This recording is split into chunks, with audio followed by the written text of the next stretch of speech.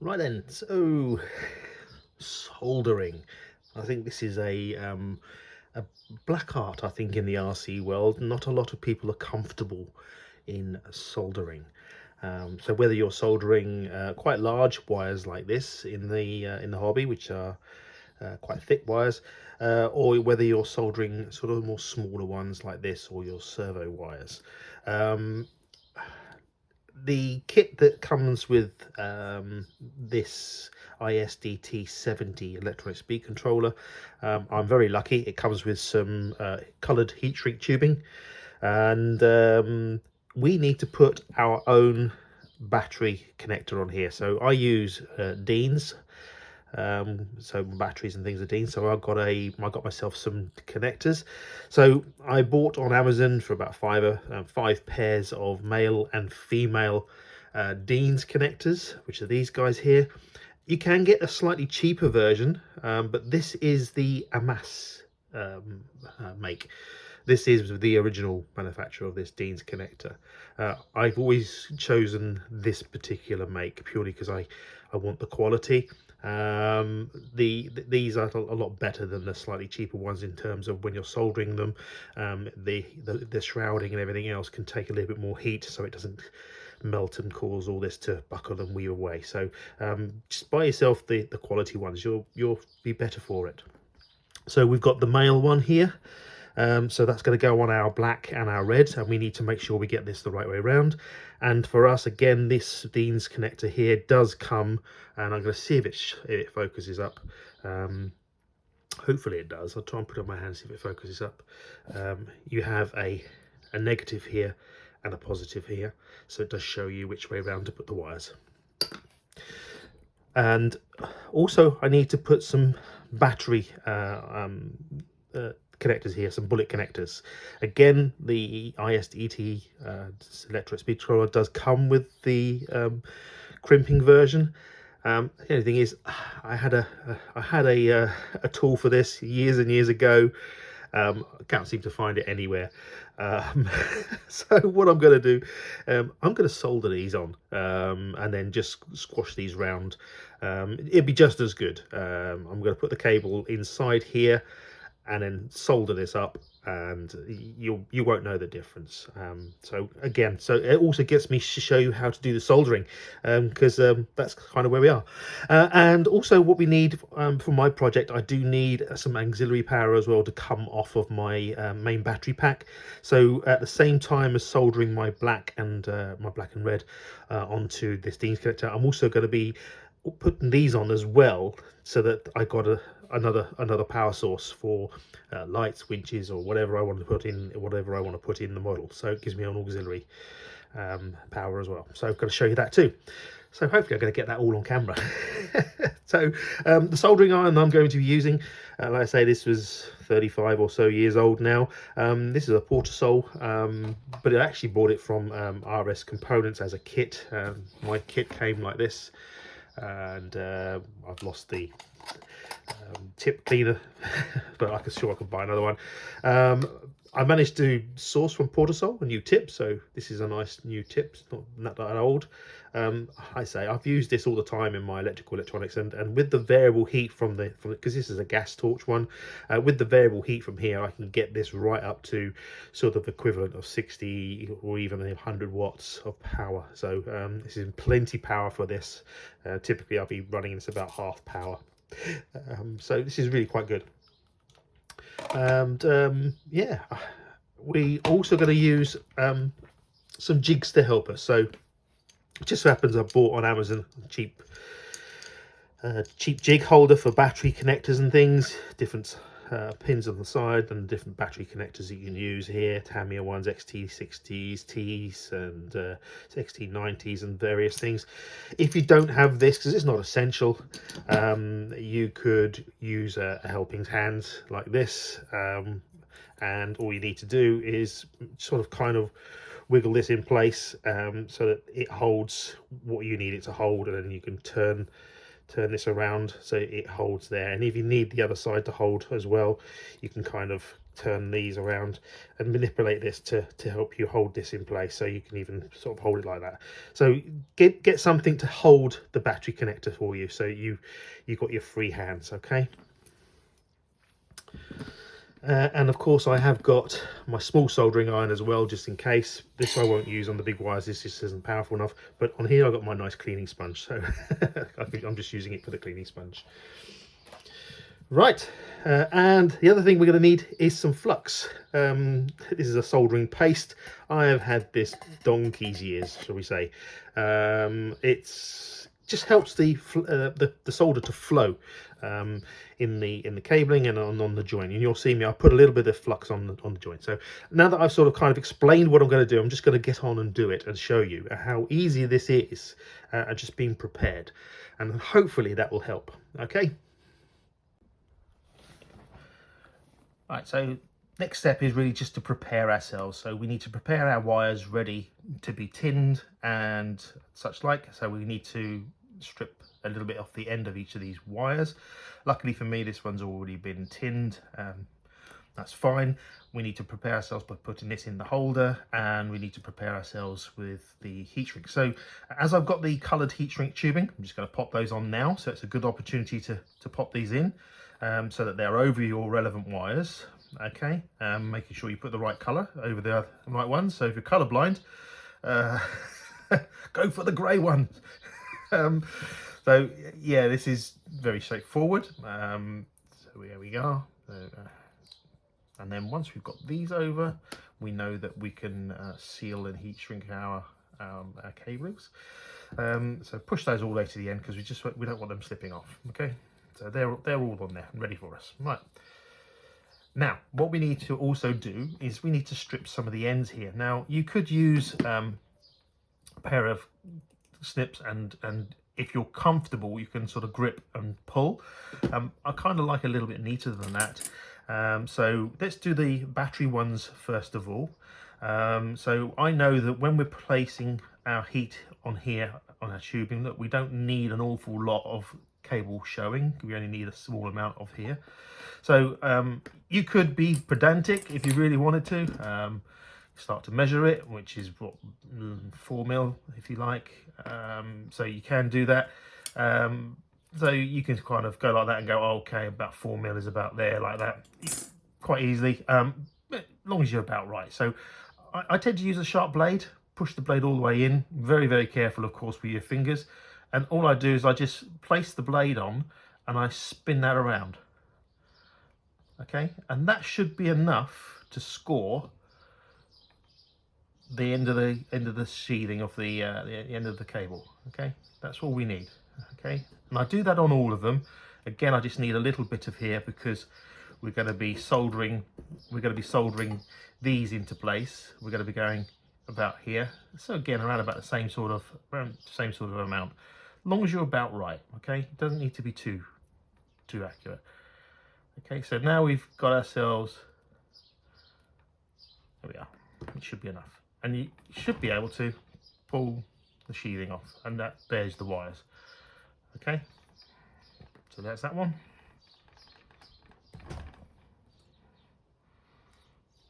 There's that one.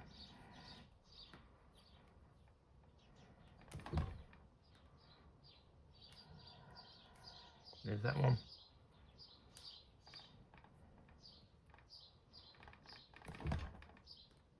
And there's that one.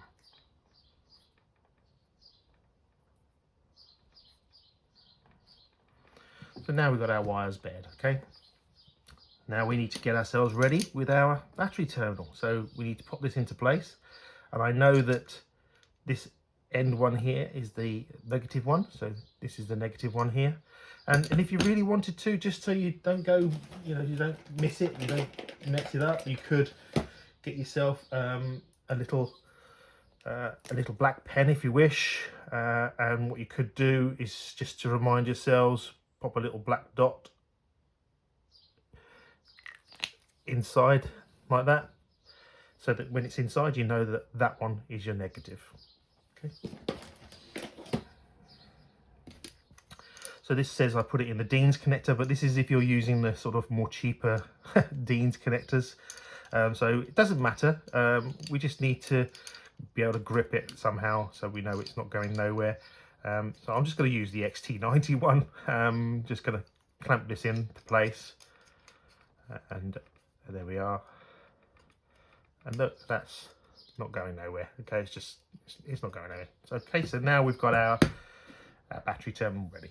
Okay, and we've also need to tin these as well. So we need to on here as well. We need to put these over the top of the wires because we need our battery terminals. So what I might do is slot those over once I've tinned these, because I don't want these to splay out. Okay, so next thing we need to do is to tin everything so that we've got everything in place. Okay, and to tin everything, I'm going to need to hold the wire so I can tin things. Yeah, and what I'm going to do is I'm just going to use my little helping hands, and I'm just going to put my helping hands holder there, one there, and tin those. Okay, and that's how we get ourselves ready and prepared. Now, before I tin them, I'm just going to pop myself a little bit of this flux on each one. So I'm just going to pop this on and just dip this in here. So that's one. That's two. I'm going to flux these ones ready. Okay, that's those. Also pop a little bit of flux on our connectors on here. So this is the sort of wider part. Just pop a little bit on there, and again on there, and that sort of kind of helps with that one. And we've also got to flux these ones a little bit somehow. So what I might do is just clean my fingers off with a bit of Tita over there, and just use my thing here and run a bit of flux inside there, because I know that's where I'm going to be soldering. And again on this one, just run a bit of flux in there.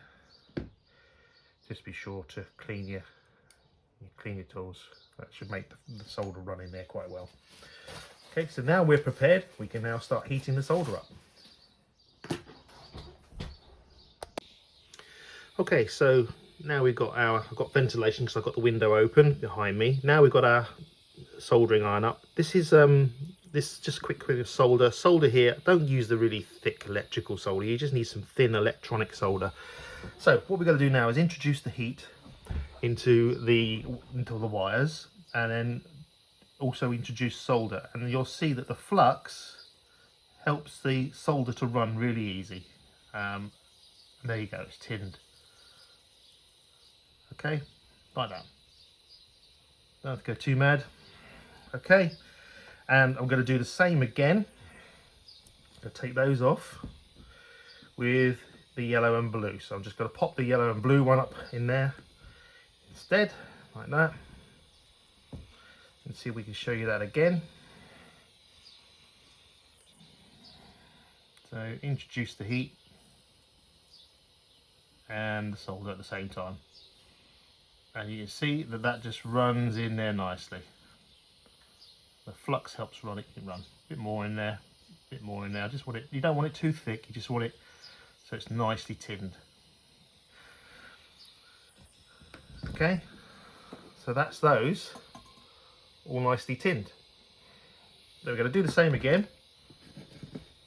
We're going to do the same on here. Okay, and I think we need to move that flux on that side. There we are. Just slightly move that out of the way for the moment so you can see what I'm doing. And just so you can see, I'm going to be running some solder down here.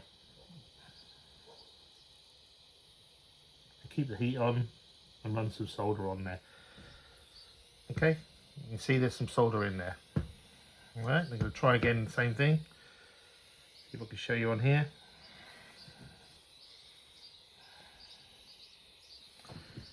And with the flux, it really runs quite well, quite quickly. There you go. Alrighty, so that's now those tinned as well. We're ready to rock and roll. Just put a little bit more on there. There we go. So I'm happy with those. So now we've got our positive and negative terminals tinned, and we've got our wires tinned. The other thing we need to quickly do is just tin these as well. So these are the bullet connectors, because I need to solder these ones on. So again, I'm just going to pop those in the helping hands, just so it keeps my fingers from getting burnt. Okay, just going to pop that way so you can see what's going on. Hopefully you'll be able to see what's going on. Doesn't help if you. There we are. Right. Hopefully I should be able to run some solder in this section here, which I can. And same again.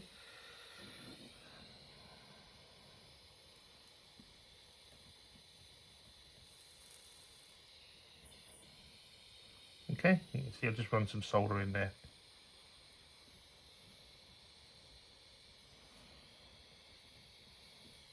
You can just see the tip starting to get a bit dirty, so over to your sponge and just wipe the tip off and re-tin. Okay, so now we've done that, okay, just going to pop that over into my holder for a second, because one of the things I did forget to do, and I need to make sure I do it now before it's too late, is put my little silicone boots over the top, so that they slip over. In theory, I probably don't need those those ones on there, because you could use the yellow ones, but I don't need those because we're okay. So we're going to pop that over there and pop that through.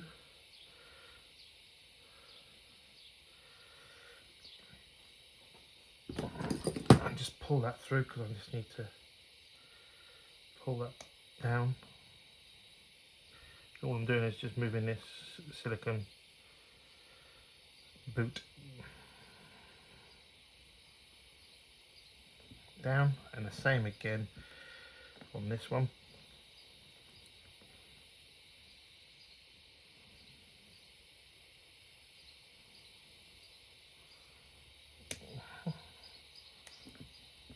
Okay, so now we've got that in place. So we've got our little silicone boot now. Now we can do the soldering we need, okay? So remember, I also need to put these in. So what I'm going to do is, I'm just going to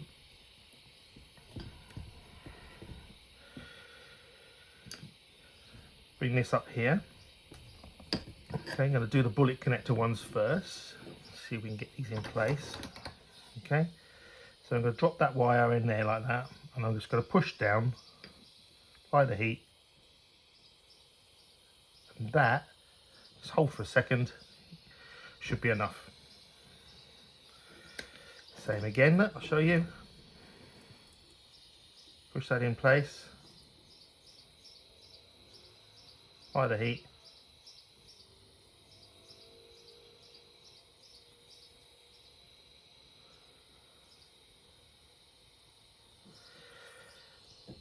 okay, and that should be enough. It's soldered. Okay, so now I need to do the same again here, and that's our negative one, which is there. So what I'm going to do is I'm just going to use my helping hands to hold this upright, because I like to see this a bit more upright.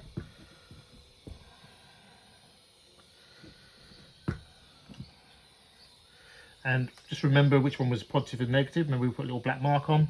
Okay, so the negative one goes on here, and hold that in place, apply that,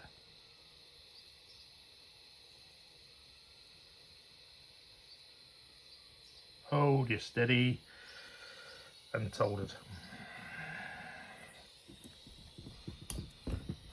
Same again.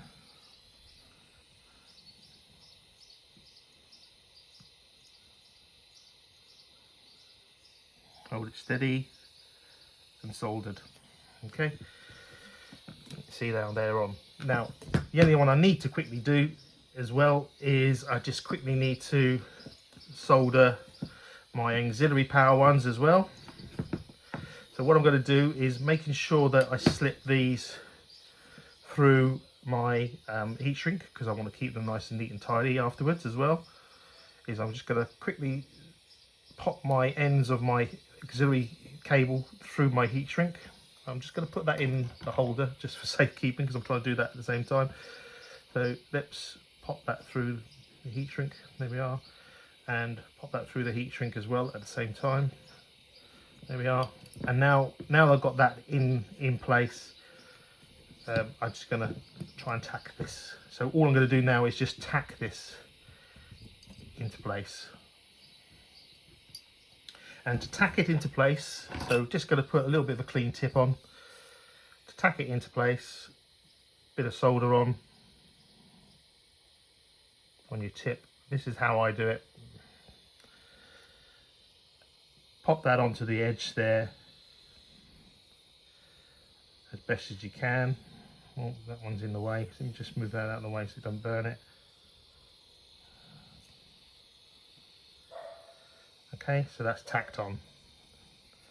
A bit more solder on here.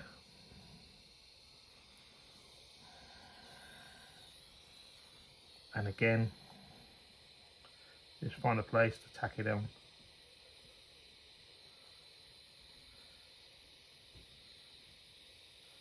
Oh, it comes off, the whole lot comes off. You have to sort of kind of start again.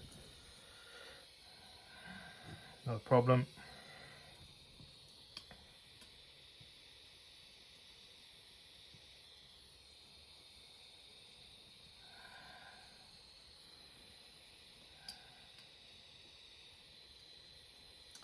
Can happen sometimes. You're trying to tack something else on top.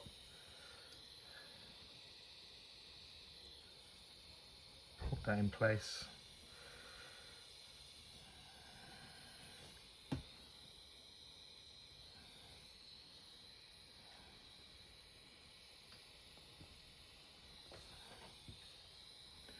And see if I can tack it from this side, just a little tack on that side. I think that does it. Turn our iron off, let it cool down. Take our connector out of our clamp, and there you have.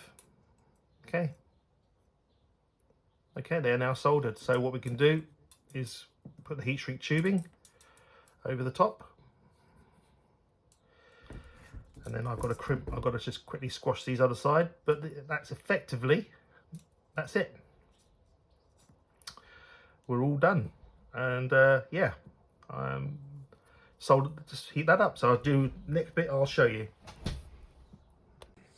So now that we've got our heat shrink tubing over the top of our battery pack, what we can do is just heat shrink that over, which I've done just by applying a heat on there, and you just heat shrink that out so it's nicely shrunk over the top, and you've got a nice good connection. And I've pushed this cap over, so that's really straightforward, nice and easy to do. So now you're sealed up. And the other thing I've done on here is I've crimped these around so that they look like they're nice and done. So all I've done is I've used a pair of pliers, and I've gone squash those around, squash those around, squash those around, and so that they're nicely done. And and push that sleeving back over. And to be honest, you can't tell whether that's been crimped. Well, you can tell it's been soldered, but it's as good as the crimped. If not, I think it's better, because the solder connection will be less resistance. So personally, you can't see any difference there. So that is how you do the soldering and the heat shrinking. And it's much the same for the battery pack as well, except you're using a female connector instead of a male. Only caution I would say to you with the battery one would be to make sure that the positive and negative wires do not touch, because you've got the battery pack power stored. So it's okay on here because there's no power applied on here, but on the battery pack you've got your power from your battery pack itself. So if you do them individually, keeping one completely separate from the other so you don't touch or short them out, you'll be perfectly fine. And solder in exactly the same way as I did with here, and then put the heat shrink tubing over the top, and it's exactly the same for that. Just keep them completely separate and you'll be fine. So that's soldering, ladies and gentlemen. It wasn't too hard, was it? Quite an easy thing to do. It's just following some steps and being confident with your soldering equipment. So yeah, that's soldering. See you on the next one.